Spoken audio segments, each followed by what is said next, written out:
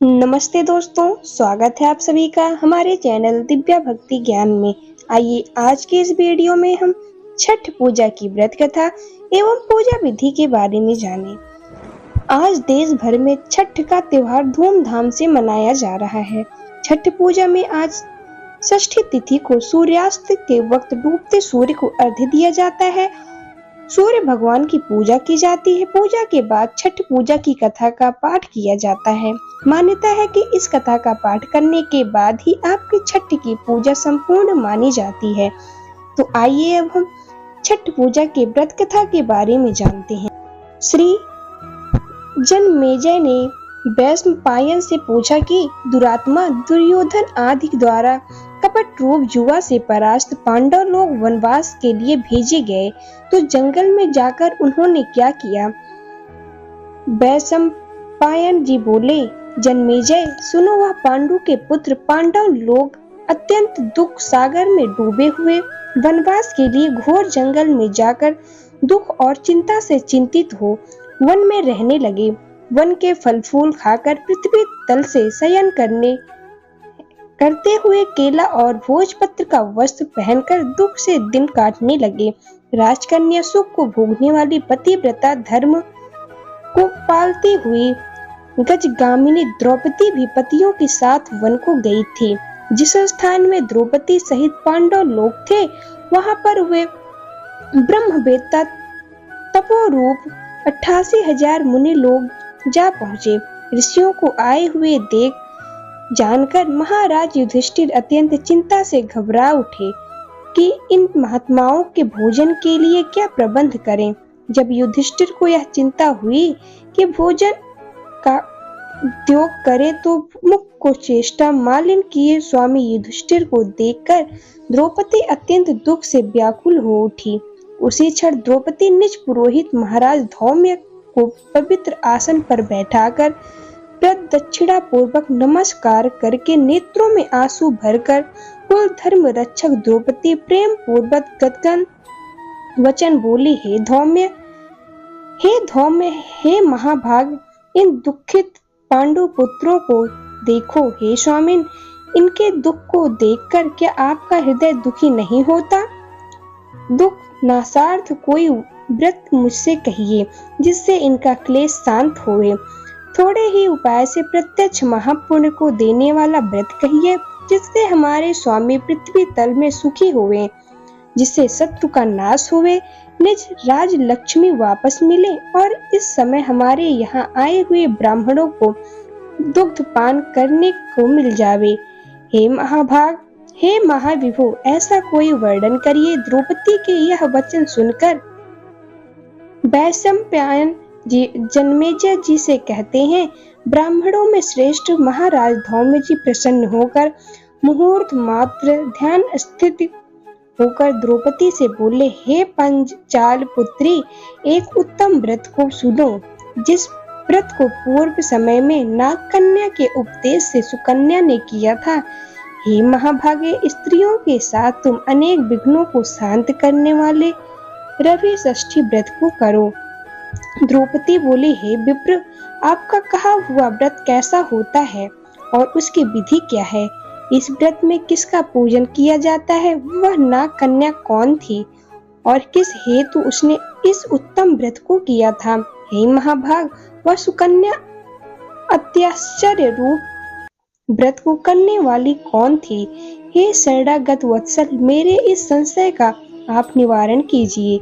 इस भांति द्रौपदी के प्रश्नों को सुनकर धौम्य जी बोले, हे देवी, सतयुग में एक शर्याति नामक राजा थे जिनके 1000 स्त्रियां थी, जिनसे एक ही कन्या उत्पन्न हुई थी।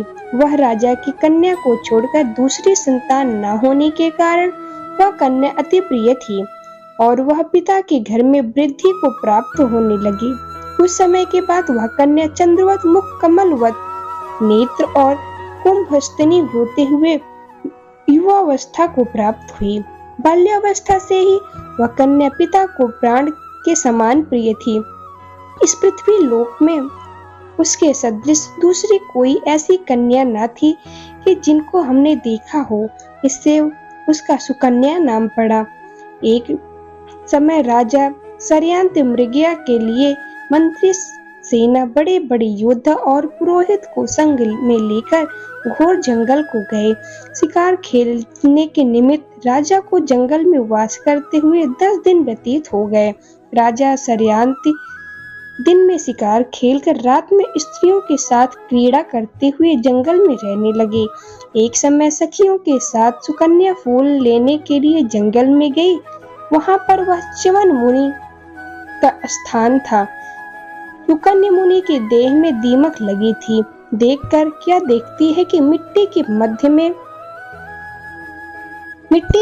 में मुनि के दोनों नेत्र जुगनू की भांति चमक रहे हैं। उसने विस्मित होकर उनकी दोनों आंखों को फोड़ दिया। तब तो मुनि के नेत्रों से रुधिर की धारा बहने लगी और वह चकोर राशि सुकन्या फूलों को लेकर सखियों के साथ गृह को चली गई। च्यवन मुनि के नेत्र सुकन्या द्वारा जो फोड़ दिए गए, इससे राजा और सेना का मल मूत्र आदि सब बंद हो गया और सभी हाहाकार करने लगे। जब 3 दिन और रात्रि व्यतीत हुई तो व्याकुल होकर अपने पुरोहित से राजा ने पूछा, मुनि सत्तम, किस हेतु हमारा मलमूत्र बंद हो गया है, सो आप दिव्य दृष्टि से देखकर बताइए। पुरोहित जी बोले, हे राजन, भार्गव वसंसी च्यवन नामक एक ऋषि इसी वन में घोर तपस्या कर रहे हैं, जिनके शरीर में दीमक लगकर मांस खा गए हैं तथा हड्डी मात्र मिट्टी से लिपटी है। हे राजन, आपकी कन्या ने अज्ञानतावश महाराज के नेत्रों कांटों से फोड़ दिया है, जिससे रुधिर बह रहा है। उन्हीं के क्रोध से यह कष्ट उपस्थित हुआ है। सो हे राजन, आप उनको प्रसन्न करिए और अपनी कन्या उन्हें दे दीजिए। कन्यादान से यह मुनि च्यवन जी प्रसन्न हो जाएंगे। यह पुरोहित के वचन सुनकर राजा षड्यंत्र सुकन्या को साथ लेकर ऋषि के पास गए और जल छोड़ने पर हड्डी मात्र के दर्शन हुए। नेत्रहीन ऋषि को देखकर राजा बोले, हे प्रभु, मेरी कन्या ने अनजान में यह अपराध हुआ है, जिससे आपके ये नेत्र फूट गए हैं। हे मुनिवर, आपकी सेवा के हेतु हम अपनी कन्या आपको देते हैं, जिसमें आपको कष्ट न हुए। राजा के वचन सुनकर ऋषि जी बड़े प्रसन्न हुए। उसी समय राजा षड्यंत्र ने सुकन्या को ऋषि के लिए दान कर दिया। राजा से कन्या पाकर मुनि अति प्रसन्न हुए और क्रोध शांत हो गया। तब राजा को मल मूत्र हुआ और सेना सहित प्रसन्न चित्त राजा अपने देश को गए। वह सुकन्या नेत्रहीन च्यवनी की सेवा करने लगी। वो कन्या कार्तिक मास में एक दिन जल के हेतु कर दिया पुष्करणी में गई। वहां पर उसने अनेक आभूषणों से युक्त नाग कन्या को देखा। ऋषि कश्यप जी के यज्ञ मंडप में सूर्य भगवान का पूजन करती हुई नाग कन्या को देखकर सुकन्या धीरे से पास जाकर पूछती है, हे महाभागे, आप क्या करती हैं?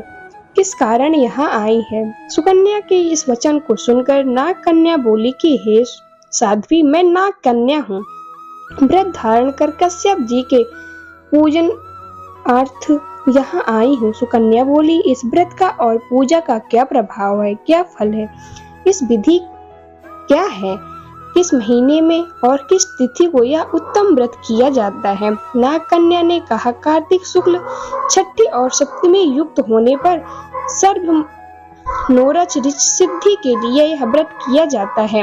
व्रती को चाहिए कि पंचमी के दिन नियम से व्रत को धारण करे, सायं काल में खीर का भोजन करके पृथ्वी पर सोए, छठे दिन के व्रत रहे। दिन में 4 रंगों से सुशोभित मंडप में सूर्य नारायण का पूजन करें और रात्रि में जागरण करें। अनेक प्रकार के फल और पकवान आदि का नैवेद्य और सूर्य नारायण की प्रीति के लिए गीत वाद आदि से गाकर बजाकर उत्सव करें।